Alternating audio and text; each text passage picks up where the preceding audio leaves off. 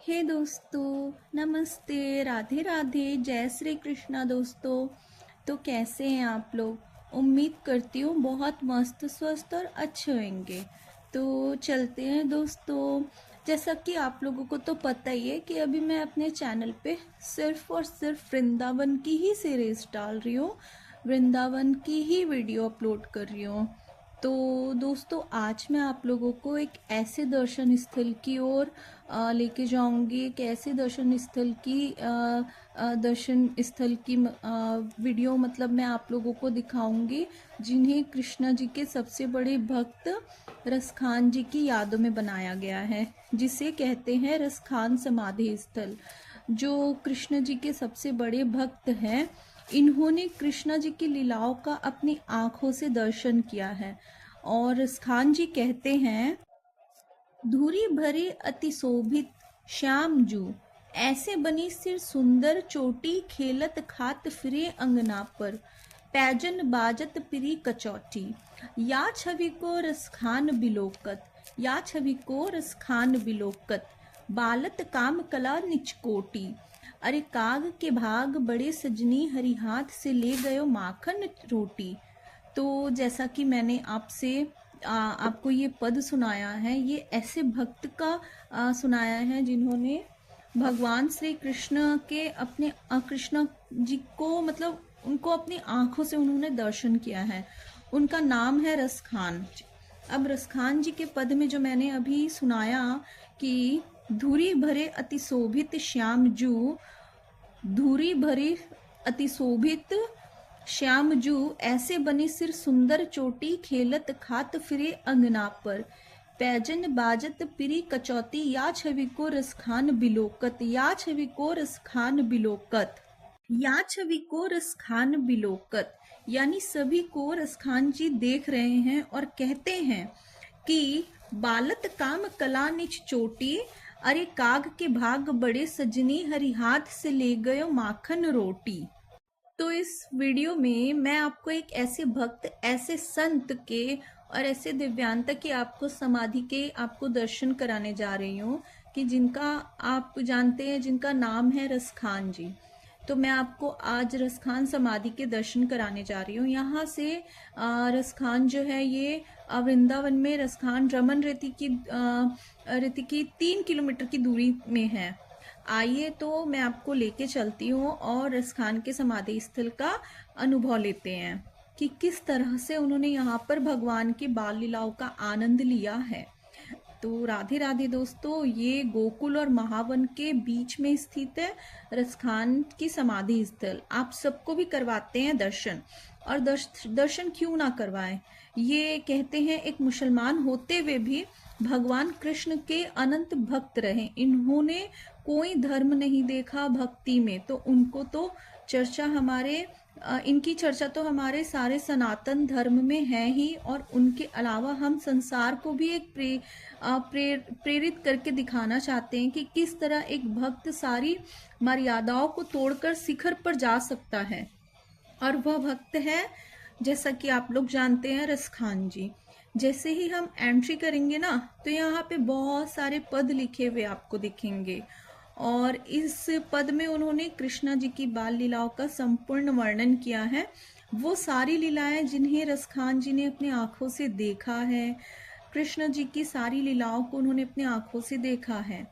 इस गोकुल में जितनी भी लीलाएं हुई हैं, उन सभी को उन्होंने अपने नेत्रों से देखा है, और इन पदों के माध्यम से उन्हें दर्शाया गया है यहाँ पर। तो यहाँ हम जैसे एंट्री लेंगे ना, तो हमें यहाँ पर सबसे पहले तो मतलब एक कैंटीन बनी हुई मिलेगी, वॉशरूम वगैरह सामने में ही है। जैसे आप एंट्री लेंगे तो पेनल्टी, आपको अगर कुछ खाना पीना है तो पहले आप खा लीजिए, पी लीजिए, उसके बाद फिर आप आराम भी कर सकते हैं। आप आराम करने के बाद आराम से इस समाधि स्थल का आनंद लीजिए, क्योंकि वैसे ये बहुत बड़ा है और बहुत सारी चीज़ें यहाँ पर कृष्ण जी की लीलाओं से ही रिलेटेड रखी गई हैं, बनाई गई हैं। जैसे कि आप लोग देख रहे हैं कि मेरी बेटी कृष्णा जी को झूला झूलाते हुए आप लोगों को यहाँ पर दिखेगी, और इसे बहुत अच्छा लग रहा था।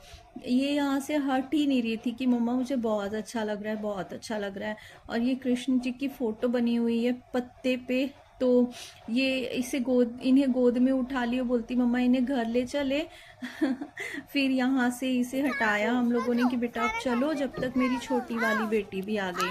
मम्मा मुझे भी कृष्ण जी को ना झूला झूलाना है। तो फिर मेरी दोनों बेटियाँ कृष्ण जी को झूला झूलाने लगी और मैंने चप्पल दोनों के उतरवा दिए थे। बस बस। और ये लोग यहाँ पे बहुत एंजॉय किए, बहुत एंजॉय किए हैं।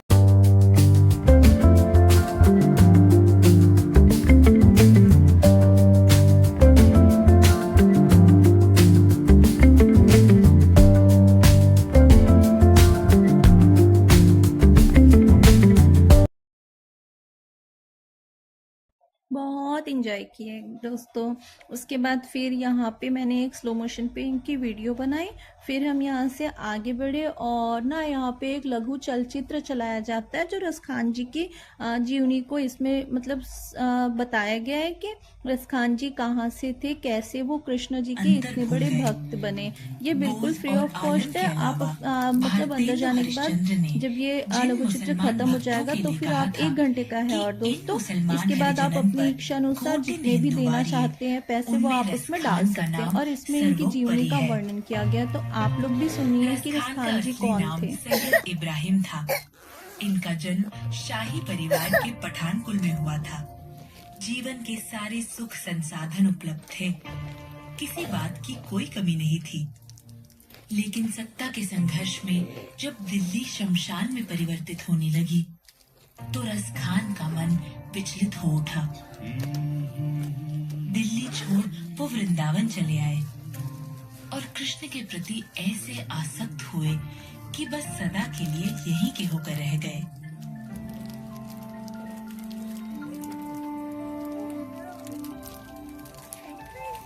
रसखान कृष्ण भक्त कैसे बने, इसकी भी कई कहानियां हैं। एक कहानी ये है कि रसखान ने कृष्ण की चर्चा सुनी और कौतूहलवश उनके दर्शन के अभिलाषी हो गए।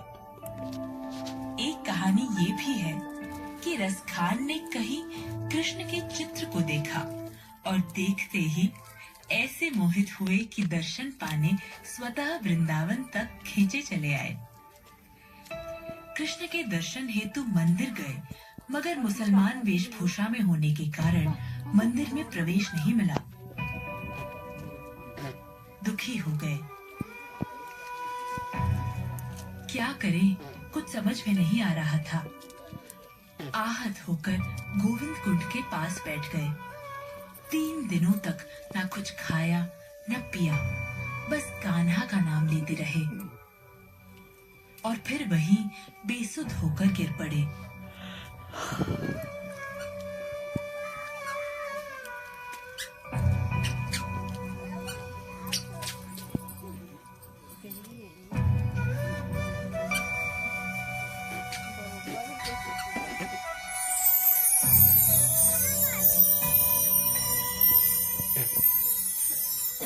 तब श्री कृष्ण ने उन्हें दर्शन दिए साक्षात और द्वारपाल के अनुचित व्यवहार के लिए क्षमा भी मांगी।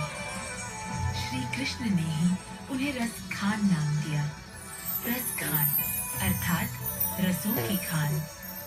क्षण भर में वो सैयद इब्राहिम से रसखान हो गए।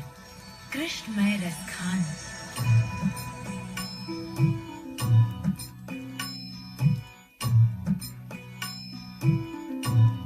ब्रज के गोकुल और गोवर्धन इलाके में रसखान को संतों का सानिध्य मिला, जहाँ वो कृष्ण भक्ति में लीन होकर कृष्ण भक्ति के गीत लिखने लगे।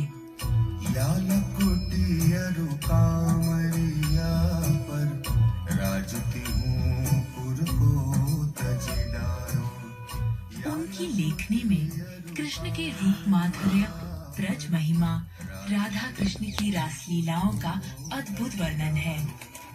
रसखान भक्ति और श्रृंगार दोनों ही रसों में पारंगत रहे। इनके काव्य में कृष्ण का विकट विराट रूप भी है और बाल काल का निर्मल निर्दोष रूप भी।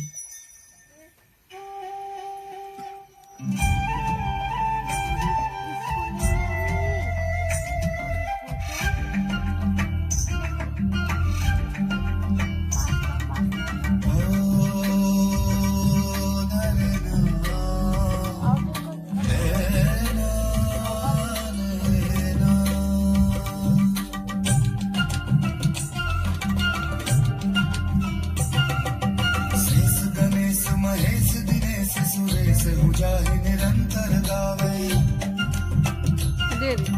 जाहि अनादि अनंत अखंड अछेद अभेद सुवेद बतावे।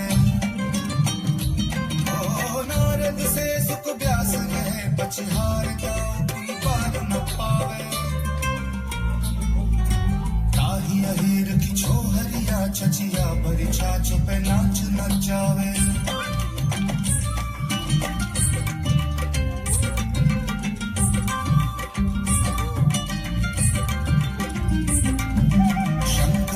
सुर जाहि भजे चतुरानन, ध्यान में धर्म बढ़ावे। नेक हिये में जो आवत ही, महाजड़ मूढ़ रस खान कहावे। ओ जो पर सुंदर देव वधु, नहीं भारत प्राण अबार लगावे। आहा ताहि अहीर की छोहरिया, छचिया भरी छाछ पे नाच नचावे। छचिया भरी छाछ पे नाच नचावे। ताहि अहीर की छोहरिया, छचिया भरी छाछ पे नाच नचावे।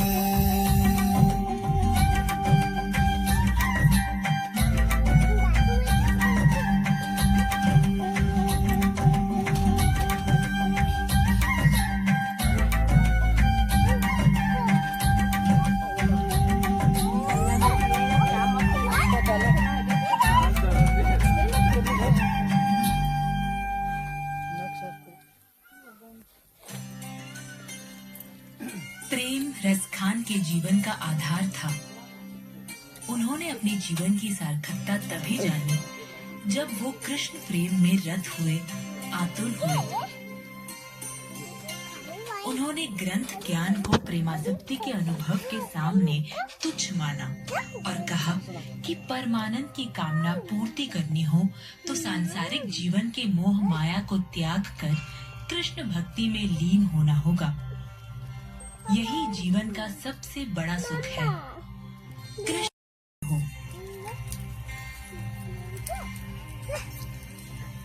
मानस हूँ तो वही रस खानी, बसऊं ब्रज गोकुल गांव के द्वार। जो पशु हूँ तो कहाँ बस मेरो, चरों नित नंद की धेनु मझारन। पाहन हूँ तो वही गिर को जो, धर्यो कर छत्र पुरंदर धारन। जो खग हूँ तो बसेरो करूं, मिली कालंदी कूल कदम्ब की डारन।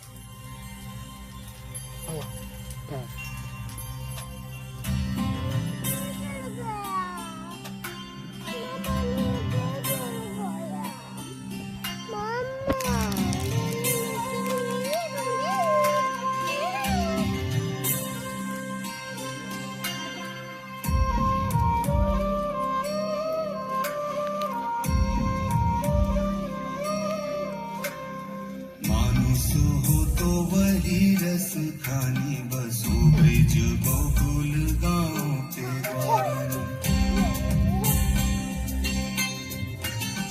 मानुष हो तो वही रस खानी बसो ब्रिज गोकुल गांव के द्वार। जो पशु हो तो कहा बस मेरो, चरो नित नंद की धेनु मंझारन। वाहन हो तो वही गिरि को जो।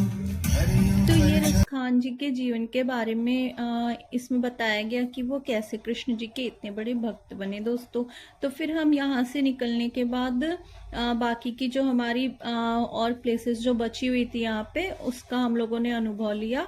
फिर यहाँ से निकलने के बाद हम अंदर गए, और जैसे हम अंदर गए तो यहाँ पे कुछ बच्चे आए हुए थे स्कूल के, जिनको वो यहाँ के लोकल ही बच्चे थे जिनको घुमाने को यहाँ लेके आए हुए थे। तो हम मतलब हमने देखा उनको भी, और हम बहुत मतलब हमें यहाँ घूम के बहुत अच्छा लगा। तो आप लोग भी जब वृंदावन आए तो आप भी यहाँ जरूर आइएगा, क्योंकि इस जो जगह है, इस जगह के बारे में ना बहुत ही कम लोगों को पता है। जब वहाँ के जो लोकल लोग हैं, वो लोग, जैसे आप लोग कोई कैब करेंगे या फिर ऑटो जो करेंगे, तो वो आपको, आपके ड्राइवर ही आपको गाइड करेंगे कि आपको कहाँ कहाँ जाना है। तो हमें तो हमारे ड्राइवर ने ही गाइड किया था, और उन्होंने हमें बहुत अच्छे से गाइड किया था, और बहुत ही अच्छे से उन्होंने बताया भी कि मतलब आप लोगों को कहाँ कहाँ जाना चाहिए। और ये जो आप लोगों ने पिक देखी, यही है रसखान जी का समाधि स्थल, जहाँ पे बच्चों को भी इसके बारे में सब कुछ बताया गया। बच्चों को भी सब मालूम होना बहुत ज़्यादा ज़रूरी है ना। तो अगर आप लोग हमारे चैनल पे नए हैं तो प्लीज़ चैनल को सब्सक्राइब कीजिएगा, और आपको भी अगर मथुरा वृंदावन जाना है तो आप हमें मैसेज कीजिएगा। मैं आपको अपने ड्राइवर का, जो हम लोगों ने कैब किया था, उस ड्राइवर का मैं आप लोगों को नंबर दूंगी, आप उनसे कांटेक्ट कर लीजिएगा, क्योंकि वो बहुत ही अच्छे भैया थे। उन्होंने हमें बहुत अच्छे से गाइड किया और बहुत अच्छे से घुमाया, और मतलब सब कुछ हमें बहुत अच्छे से बताया उन्होंने। कहीं भी हमें अकेला नहीं छोड़ा, कहाँ पे कैसा क्या करना है, उन्होंने सब कुछ हमें बताया। तो आप लोग इसका आनंद लीजिए और हमें बताइएगा कि आप लोगों को कैसा लगा है रसखान जी का समाधि स्थल घूमकर वीडियो में ही। और ना दोस्तों, हम लोगों को ये जो लघु चलचित्र चल रहा था ना, ये हम लोगों को बहुत अच्छा लगा देखने में। मतलब यहाँ पे ना एक ऐसा लग रहा था कि हम कृष्ण जी को ही अपने आंखों से देख रहे हैं, उनकी कहानियाँ, मतलब उनके ही बारे में, उनके जीवन के बारे में हम सुन रहे हैं। हमें ये एहसास ही नहीं हो रहा था कि हम रसखान जी के बारे में सुन रहे हैं, क्योंकि रसखान जी जो थे वो कृष्णा जी के बहुत बड़े भक्त थे, और कहते हैं कि कृष्णा जी ने अपने हाथों से उनका अंतिम संस्कार किया था। तो हम ये वापस से देखने आए थे लघु चलचित्र एक बार और, तो हमने सोचा एक बार और देख लेते हैं। तो क्योंकि हमारा थोड़ा सा छूट गया था, तो फिर हम वापस से ये देखने आए थे। इसमें आप भी देखिए। इसमें एक्चुअली ना मेरी बेटी मेरा हाथ हिला रही थी, तो प्रॉपर वीडियो अच्छे से नहीं बन पाई है, ऊपर नीचे हो रहा था, तो कैमरा थोड़ा सा हिल रहा था। वैसे इनकी जीवन के बारे में सुन के बहुत अच्छा लगा था। तो आप भी इंजॉय कीजिएगा हमारे साथ में।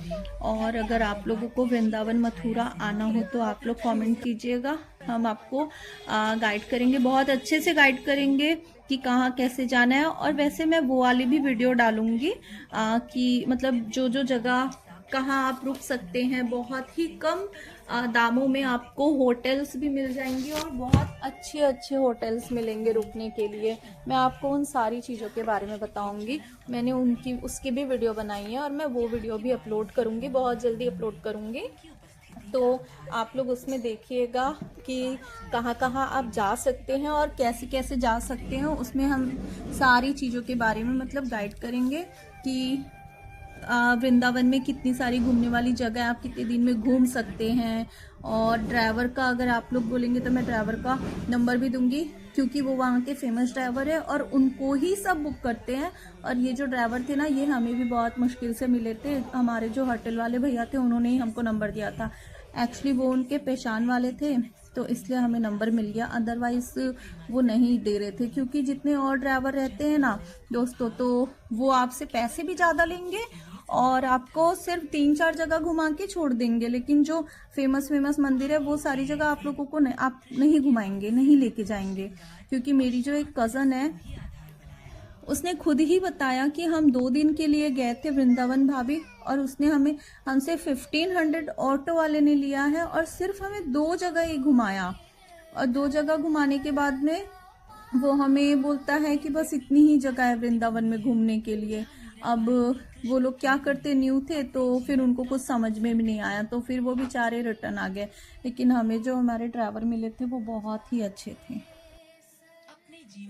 ये लघु चलचित्र चल रहा है, और इस लघु चलचित्र में कृष्ण जी के और जो रसखान जी हैं उनके बारे में बताया गया है कि रसखान जी कृष्ण भगवान के इतने बड़े भक्त कैसे बने, वो कैसे एक मुसलमान होकर कृष्ण जी के इतने बड़े भक्त बने। और कहते हैं कि जो रसखान नाम रखाया है, ये भी कृष्ण भगवान ने ही उनका नाम रसखान रखा था।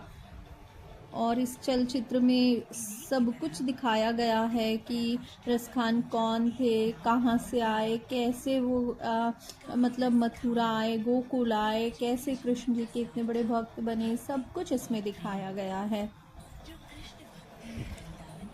तो आज इस वीडियो के माध्यम से हम आपको एक ऐसे भक्त के ही दर्शन कराने जा रहे थे जिनको संसार जानता तो है लेकिन उस पर अमल नहीं करता है। अगर आप हमारे चैनल पर नए हैं तो जल्दी से चैनल को कीजिएगा लाइक, शेयर एंड सब्सक्राइब। तो यहाँ से हम बढ़ते हैं आगे। और ये जो आप इस लघु चलचित्र में देख रहे हैं ये बहुत सुंदर वन है, शांति है और कड़ कड़ में कृष्णा जी के लीलाओं को आप स्वयं महसूस कर सकते हैं। इस वीडियो में आप लोगों को रसखान समाधि से जुड़ी सारी चीज़ें दिखाएंगे और पेड़ों के पत्तों में भी कृष्णा जी की ही छवि देखेंगे। यहाँ पर जो लघु चलचित्र चल रहा है जिसमें 1 घंटा का शो चलाते हैं और यह बिल्कुल निःशुल्क है और जिसमें रसखान जी के संपूर्ण चरित्र का जीवनी का वर्णन किया है कि रसखान कौन थे, कहाँ से आए, कैसे वो कृष्ण जी के इतने बड़े भक्त बने। आप अपनी इच्छा के अनुसार मतलब लघु चलचित्र देखने के बाद आप अपनी इच्छा के अनुसार जो भी दान करना चाहते हैं वो आप कर सकते हैं। वैसे तो रसखान जी के बारे में कहते हैं कि वो दिल्ली के रहने वाले थे और जब अकबर का क्रूर शासन था तो ये दिल्ली में घूम रहे थे क्योंकि शासन था क्रूर और भाग रहे थे ये दिल्ली में, अपने दोस्तों के साथ घूम रहे थे दिल्ली में। तो उनके दोस्त कह रहे थे कि मथुरा मथुरा मथुरा मथुरा चलो मथुरा, तो मथुरा कृष्णा। तो उन्होंने जो रसखान जी है उन्होंने पूछा कि ये कृष्ण कौन है। तो उनके दोस्तों ने कहा कि ये भगवान जी है, प्रभु जी हैं, ठीक है। तो फिर घूमते घूमते इन्होंने खोज की कृष्ण की। तो एक पनवारी की दुकान में एक मूर्ति रखी हुई थी जो कृष्ण जी की थी। तो उन्होंने ध्यान से देखा, बहुत ध्यान से देखा कि इनके सिर में मुकुट है, कपड़े भी पहने हैं, सब कुछ ठीक है, लेकिन पैरों में कुछ नहीं पहने हैं, जूती नहीं पहने हैं। तो रसखान जी ने देखा, वो ऐसा सोचे कि सब कुछ पहने हैं, पैरों में जूती भी है, कपड़े भी हैं, सर पर मुकुट भी है, लेकिन पैरों में जूती नहीं है। तो फिर जो रसखान जी थे उन्होंने पटवारी से पूछा कि ये जूतियाँ क्यों नहीं पहने हैं। तो पटवारी ने बोला कि जूतियाँ नहीं पहने हैं तो नहीं पहने हैं, अगर आपको इतनी है तो आप ले आओ और जूती पहना दो। तो पटवारी ने बोला रसखान जी से, तो रसखान जी ने बोला कि ठीक है, मैं लेकर आ रहा हूँ जूती, आप इनको पहना देना। तो रसखान जी दौड़ते भागते गए और जूतियाँ लेकर आए पटवारी के पास और बोले कि लो आप पहना दो इनको। तो पटवारी ने बोला कि नहीं, ये यहाँ नहीं पहनेंगे, अगर आपको इतना ही शौक है तो आप ब्रज में जाइए, मथुरा में, वृंदावन में जाइए। तो फिर रसखान जी ने बोला पटवारी को कि ये मथुरा कहाँ पर है। तो पटवारी ने बोला कि जहाँ पर खारा पानी, थोड़ा हल्का खारा पानी और कड़ी भाषा मिल जाए तो वहीं से समझ लेना कि ब्रज चालू हो गया। मतलब ब्रजवासियों की जो भाषाएं होती है ना वो थोड़ी कड़ी होती है, तो उन्होंने वही बात उनको बोली। तो यानी ब्रज की फिर वो जो कड़ी भाषा होती है वो ब्रज की गाली समझ लीजिए, तो यानी ब्रज की गाली मिल जाए। तो रसखान जी आए ब्रज में और जूतियाँ लेकर घूमते रहे और हर किसी से पूछा कि ये जूतियाँ पहनानी है मुझे कृष्ण कहाँ मिलेंगे, कहाँ मिलेंगे। तो सब समझ रहे थे कि ये पागल है, लेकिन पागल का ये अर्थ नहीं, पागल को उल्टा कर दो तो उसका अर्थ होता है लगपा, यानी लगन लगा तो पा, इसका अर्थ मेहनत से सब मिलता है। रसखान जी पूरे ब्रिज में पागलों की तरह घूमते रहे। तो जैसे ही फिर कोई संत के पास गया, उन्होंने बताया जाता है कि रसखान जी ने बहुत दिन तक यहाँ पर भागवत गीता का अध्ययन किया, कृष्ण जी का महाभारत के बारे में विट्ठल नाम जी के कृपा से। जैसे ही कोई संत मिले उन्होंने पूछा कि ये किसको पहनाना है, संत ने पूछा उनसे कि किसको पहनाना है। तो ये जूतियाँ आपको किसको पहनानी है?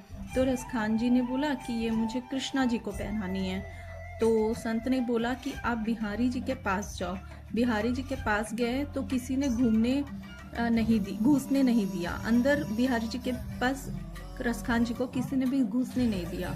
तो 15-20 दिनों तक बैठे रहे भूखे प्यासे वहीं पे कि मुझे कृष्णा जी को कोई जूतियाँ नहीं पहनाने दे रहा है, कोई जूतियाँ नहीं पहनाने दे रहा है। वो वहाँ पे बैठे रहे। उसके बाद फिर भगवान कृष्ण बालक रूप में आए, रसखान जी के पास दर्शन दिए सपने में और बोले कि आप गोकुल जाइए, वहाँ पर आप अपने हाथों से जूती पहनाइएगा और आप गोकुल जाइए, वहाँ पर आपके हाथों से हम जूती पहनेंगे। मतलब कृष्ण जी ने रसखान जी के सपने में ये बात बोली। तो रसखान जी उस समय नींद में थे, मतलब थक गए थे, घूम के थक गए थे, तो फिर उनकी आंख लग गई थी, तो फिर वो सो गए थे। फिर रसखान जी बोले सपने में कृष्ण जी आए थे और बोले हैं कि आप गोकुल जाइए, हम आपसे वहीं पर जूती पहनेंगे। तो बताते हैं सपने में रसखान जी के आए तो रसखान जी चले गए वहाँ से गोकुल, क्योंकि कृष्ण जी सारी बाल रूप, कृष्ण जी के जितने भी बाल रूप है वो इसी गोकुल में हैं और उनके पदों में भी बाल लीलाओं का ही वर्णन है। तो बताते हैं कि जहाँ पर जैसे युद्ध का मैटर आता है तो दर्शनपुर क्षेत्र में देते थे वे दर्शन, और बाल रूप का मैटर आता था तो वो गोकुल में दर्शन देते थे, और अपने गृहस्थ जीवन के रूप में दर्शन देना है तो वो द्वारिका, मतलब जो गुजरात में जो द्वारिका है वहाँ पर दर्शन देते हैं। तो यहाँ पर जैसे गोकुल में आए तो अपने निठलनाथ गुरु उनके थे, बहुत बड़े संत हुए हैं, तो रसखान जी ने उनको अपना गुरु बनाया, शिक्षा दीक्षा ग्रहण की और यहाँ उन्होंने तपस्या की। और रसखान जी बहुत साल तक तपस्या किए और कृष्ण को उन्होंने बहुत ज़्यादा तपस्या करने के बाद ही उन्होंने कृष्ण को पाया। और इसी जगह पर कृष्ण जी ने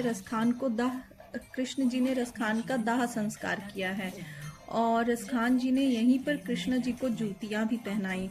और रसखान जी कृष्ण जी से बोले कि हे प्रभु, अगर आप अगला जन्म भी मुझे देंगे तो मनुष्य ही देंगे और इसी ब्रज में दीजिएगा, चाहे आप मुझे पशु पक्षी या पर्वत पहाड़ जिस भी रूप में आप मुझे अगला जन्म देंगे तो वो इसी ब्रज में ही दीजिएगा और मुझे इसी ब्रज में ही रहना है आपके साथ गुरु। तो ये थी रसखान की कहानी, और रसखान जी की जो कहानी है वो आप अपने कानों से भी सुन सकते हैं, क्योंकि इसमें जो लघु चलचित्र चल रही है वो ये बिल्कुल एकदम सत्य घटना पर ही मतलब बनाया गया है कि रसखान जी की जीवनी के बारे में, कि रसखान जी कैसे थे, क्या थे, कैसे वो इतने बड़े कृष्ण भक्त बने, उन्होंने कैसे कृष्ण जी को पाया, ये सारी चीज़ें इसमें दिखाई गई है।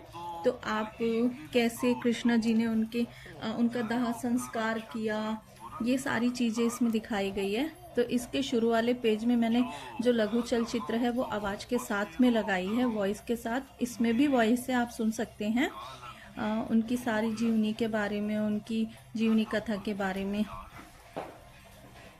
तो दोस्तों, आप अगर हमारे चैनल पर नए हैं तो प्लीज़ चैनल को सब्सक्राइब कीजिएगा, लाइक कीजिएगा, शेयर कीजिएगा। मैं ऐसे बहुत सारे मतलब जो टूरिस्ट प्लेस है मैं बहुत सारी वीडियो डालती रहूँगी। अभी हमारा नेक्स्ट प्लेस जो मतलब प्लान बना है वो हमारा प्लान बना है खाटू श्याम जाने का। तो बाबा जी बस अर्जी लगवा लें और हमें बुला लें अपने दर्शन को। वैसे तो प्लान तो हमारा बन ही चुका है, अब सब तो बाबा जी के हाथों में है, बस वो बुला लें। बोलते हैं ना कि खाटू श्याम सबके हारे का सहारा खाटू बाबा, तो बस वही हमें भी उनके दर्शन को जाना है। तो हमारा नेक्स्ट प्लान वहीं का है। प्लीज़ आप हमारे पेज को फॉलो कीजिएगा और मैं बहुत सारी वीडियो, बहुत अच्छी अच्छी वीडियो डालती रहूँगी जो आपके काम की हो। ये जो हमने वृंदावन में जो घूमा है, मैं इसकी सारी वीडियोस मतलब इस वृंदावन की जानकारी की वीडियोस कि आप वृंदावन में कहाँ कहाँ घूम सकते हैं, कहाँ कहाँ जा सकते हैं, वो सारी चीज़ें मैं इसमें डालूँगी। इसके बाद जो वीडियो आएगी ना दोस्तों, मैं वही वीडियो बना के मतलब मैं अपने पेज में वो वीडियो डालने वाली हूँ, जिससे आप लोगों को पता चले कि आप वृंदावन अगर जा रहे हैं तो आप कहाँ कहाँ जा सकते हैं। और बहुत कम कम प्राइस में ना वृंदावन में होटल्स अवेलेबल होते हैं दोस्तों। आप बहुत कम कम प्राइस में और बहुत अच्छे अच्छे होटल्स होते हैं। ऐसा नहीं है कि अगर आप कम पैसे दे रहे हैं तो आपको ऐसे ही मतलब बेकार सा रहने को मिलेगा, नहीं, बहुत अच्छा है। अगर आप ग्रुप में जा रहे हैं ना तो आप एक रूम भी ले सकते हैं। जैसे अगर आप फैमिली ग्रुप में जा रहे हैं, अगर कपल्स जा रहे हैं तो आप तो प्राइवेट रूम ही लेंगे, लेकिन अगर आप ग्रुप में जा रहे हैं ना तो आप जैसे 6-7 लोग आप लोग एक साथ जा रहे हैं तो आप ग्रुप में भी जा सकते हैं। तो एक रूम आपके लिए काफ़ी है, क्योंकि वो एक बहुत बड़ा सा बेड होता है विथ एसी। आपको कोई अनकंफर्टेबल नहीं होगा, आप बिल्कुल कंफर्टेबल रहेंगे वहाँ पे। क्योंकि हम भी यहाँ गए थे तो हम हस्बैंड वाइफ और हमारी सास मतलब गई थी और मेरे दोनों बच्चे गए थे, तो हमें कोई भी अनकंफर्टेबल नहीं हुआ। हम बहुत कंफर्टेबल के साथ वहाँ पे गए थे और हमने एक ही रूम लिया था कि यार फिर कहाँ मम्मी अलग रहेंगी, तो हमने एक रूम ही ले लिया। बड़ा सा बेड था, हम सब उसी में सो गए आराम से, कोई दिक्कत नहीं हुई थी। तो आप भी अगर चाहें तो कंफर्टेबल है, बहुत कम प्राइस में बहुत सस्ते दामों पे वहाँ पे होटल्स अवेलेबल होते हैं। तो मैं इसके बाद ये वीडियो अपलोड करने वाली हूँ कि आप वृंदावन में कहाँ कहाँ घूमना है, कैसे घूमना है। जो हमारे ड्राइवर थे उन्होंने ही हमको बहुत अच्छे से गाइड किया था कि आपको कहाँ जाना है, कहाँ नहीं जाना है। ये रसखान समाधि स्थल के बारे में तो किसी ने हमें बताया भी नहीं था और ना हमें इसके बारे में पता था। हमें तो नहीं पता था, हम सच में बता रही हूँ, हम लोगों को इसके बारे में नहीं पता था कि यहाँ ये भी जगह है। और मेरे ख्याल से बहुत कम लोग ही हैं जो इस जगह के बारे में मतलब जानते होंगे, क्योंकि वो जो वहाँ के लोकल लोग हैं वो ही जानते होंगे। और जो हमारे ड्राइवर थे बाकायदा वो हमें पूरा अच्छे से घुमाने के बाद हमें ले जाके जो हमारे बस का स्टॉपेज था हमें वहाँ भी उन्होंने ले जाके छोड़ दिया था। बहुत अच्छे थे। तो अगर आप चाहेंगे तो मुझे कमेंट कीजिएगा, मैं आपको अपने ड्राइवर का नंबर दूंगी, आप उनसे कांटेक्ट कर लीजिएगा। वो आपको बहुत अच्छे से घुमाएंगे और बहुत कम प्राइस में घुमाएंगे। क्योंकि बाकी जो लोग थे वो तो भाई साहब इतने पैसे मांग रहे थे कि क्या ही मैं बताऊं आपको, हमारे तो बजट के बाहर था इतने पैसे देना। लेकिन फिर हमने होटल वाले से बात किया तो फिर हमारे होटल वाले ने हमको उस ड्राइवर का नंबर दिया, वो उनको फ़ोन करके बुला दिए, फिर हम उनसे कन्वर्सेशन कर लिए तो वो हमें सारी जगह बहुत अच्छे से घुमाए थे दोस्तों। तो यहाँ पे मेरी जो बेटियाँ हैं ना वो यहाँ एक चिड़िया के लिए पानी पिलाने के लिए, उनके खाना के लिए ना ये बना के रखे हुए थे टांग के। तो मेरी बेटी ने बोला कि पापा हमें ना इसमें पानी डालना है, और वैसे इसमें पानी ख़त्म हो गया था तो एक हमारे पास वैसे कुछ था नहीं, तो एक बॉटल हमें वहाँ पे पड़ा हुआ मिला, तो हम उसको धो के उसमें पानी भर के मतलब उनके पापा जी उसमें पानी भरकर अपनी बेटियों को गोद में उठा के उसमें चिड़ियों के लिए पानी डाल रहे थे। और ये बहुत यूनिक सा लग रहा था, बहुत अच्छा लग रहा था और इनको बहुत खुशी मिल रही थी ये करके, क्योंकि ये काम ये घर पे भी करते हैं तो इनको ये करके बहुत अच्छा लग रहा था। बहुत अच्छी अच्छी जगह है यहाँ घूमने के लिए, बहुत अच्छी है। मतलब एक शांति है यहाँ। जो रसखान समाधि स्थल है, आप उनके समाधि के पास में जाके बैठ भी सकते हैं। जो उनके भक्त हैं वो जाके बैठते हैं और जो जप होता है वो करते रहते हैं। एक अलग ही सुकून है यहाँ पे, बहुत अच्छा लग रहा था। फ्रेंड्स आप भी आइए, एंजॉय कीजिए, आपको भी बहुत अच्छा लगेगा। इसीलिए कहते हैं ना कि जो वृंदावन गया वो वृंदावन का ही होकर रह गया, वहाँ से फिर वो किसी को भी आने का मन नहीं करेगा।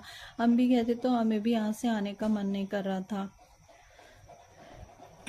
बहुत अच्छा लग रहा था यहाँ, बहुत बहुत ही ज़्यादा अच्छा लग रहा था गाइस।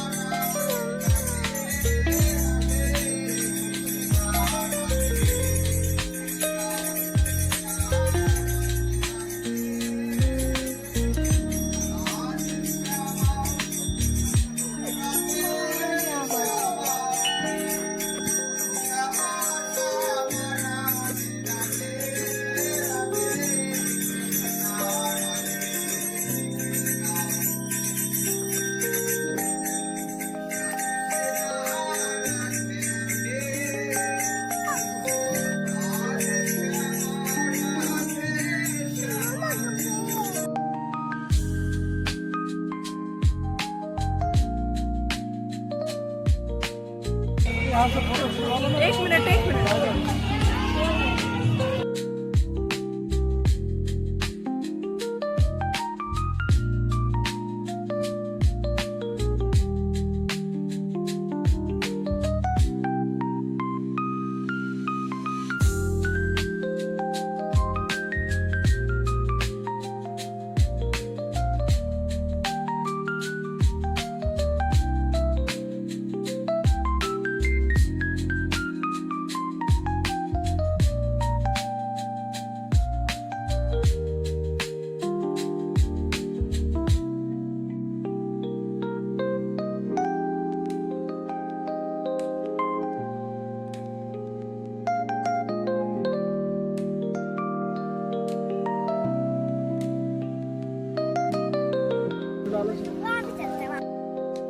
चप्पल उतार के झुलाओ।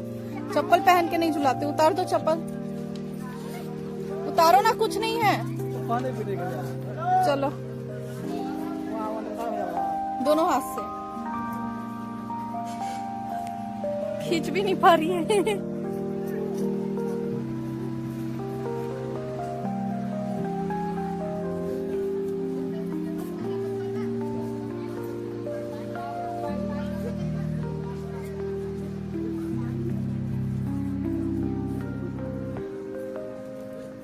हो गया? जय कर लो, अब जय कर लो। जय कर लो, जय करके आ जाओ। जय कर लो।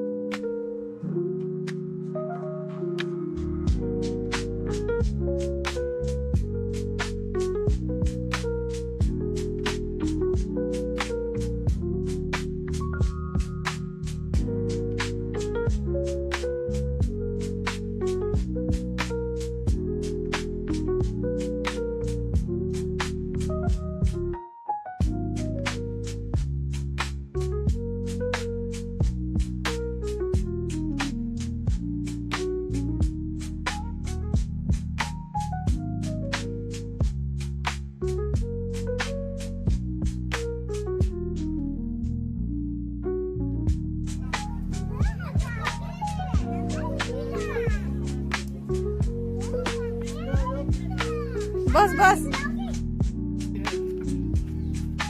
चिड़िया घर बना है। पानी नहीं रखा है, उसमें पानी ला के डालो। चिड़िया पिएगी, इसमें पानी डाल देंगे।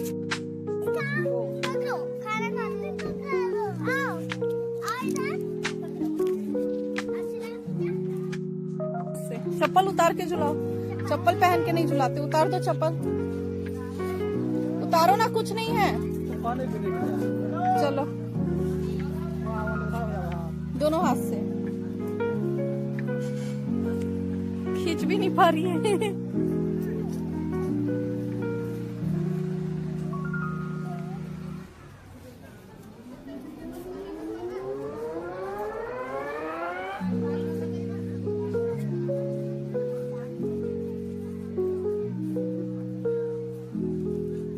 हो गया? जय कर लो, अब जय कर लो। जय कर लो, जय करके आ जाओ। जय कर लो। चप्पल पहन लो।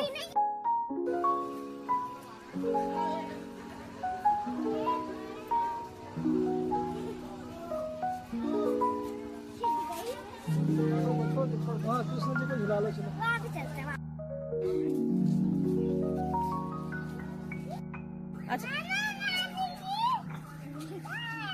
गोल गोल घूम, गोल गोल गोल गोल घूम, बस बस बस।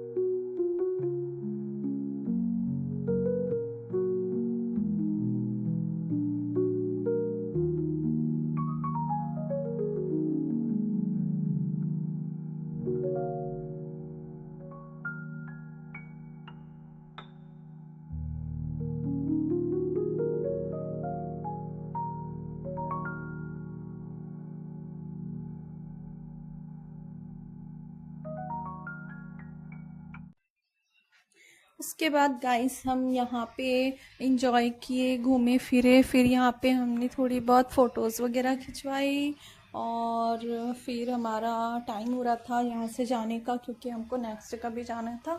तो फिर हम यहाँ फ़ोटो वगैरह खिंचाने के बाद टाटा बाय बाय बोले और यहाँ पे हमने, ये उनका समाधि स्थल है रसखान जी का, यहाँ पे हमने प्रणाम किया। उसके बाद फिर हम यहाँ से निकल गए और मेरी छोटी वाली बेटी की तबीयत थोड़ी ख़राब हो गई थी, खाना पीना कुछ भी नहीं खा रही थी। एक्चुअली धूप लग गई थी, लग रहा था शायद इसे, क्योंकि धूप तो वैसे बहुत तेज़ था। तो और यहाँ पे एक ही भाई साहब जो करतब दिखा रहे थे हमें।